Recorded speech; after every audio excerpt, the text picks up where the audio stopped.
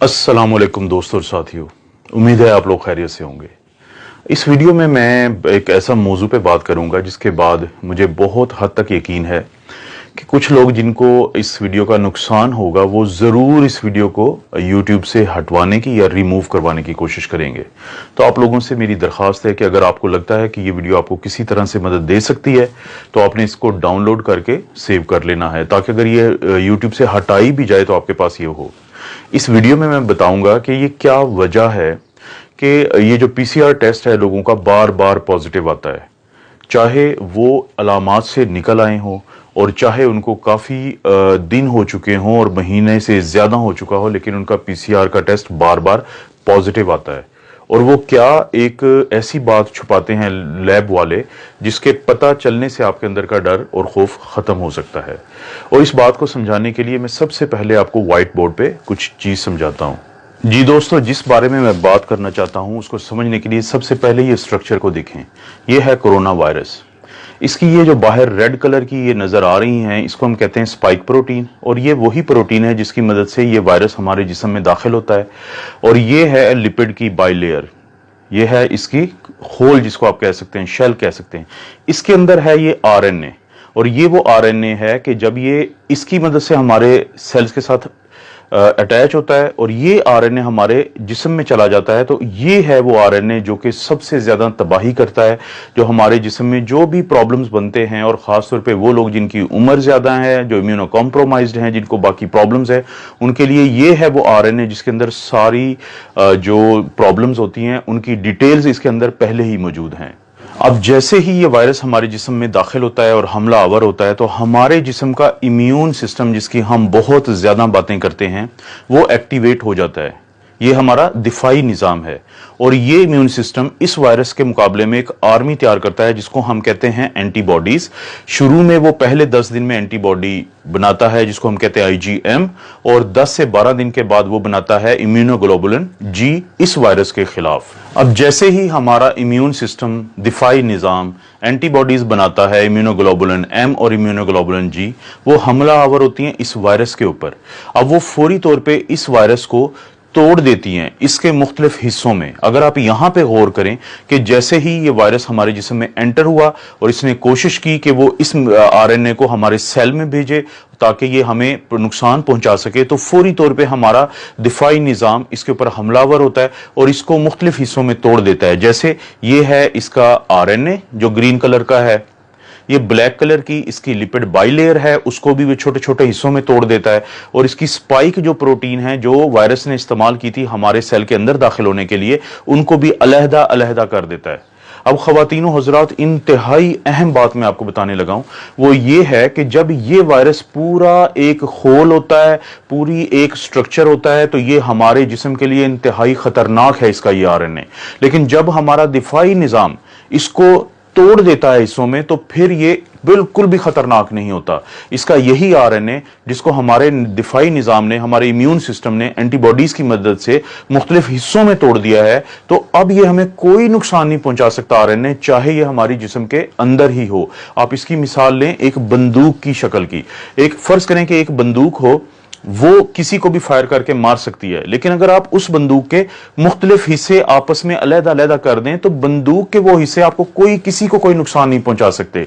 तो यही मिसाल है इस वायरस की, जिसको हमारा दिफाई निज़ाम जब तोड़ देता है तो इसके ये मुख्तलिफ हिस्से मौजूद होने के बावजूद हमें कोई नुकसान नहीं पहुंचा सकते।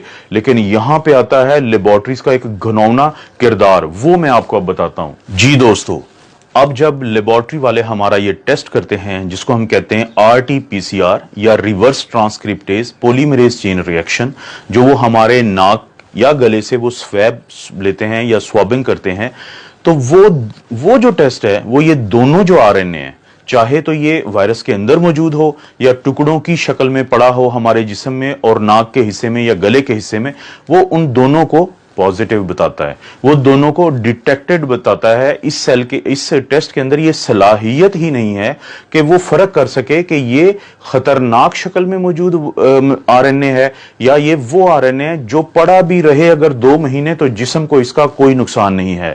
वो दोनों की रिपोर्ट देता है पॉजिटिव, वो दोनों की रिपोर्ट देता है डिटेक्टेड। जी दोस्तों, तो आपने देखा कि अब आपको ये पता चला होगा कि क्यों आपका पीसीआर टेस्ट इसके बावजूद कि आपकी अलामात ठीक हो चुकी हैं और बार बार पॉजिटिव आ रहा है। अब मैं लेबोरेटरी वालों की बदनीयती की बात सिर्फ एक खास वजह से कर रहा हूं।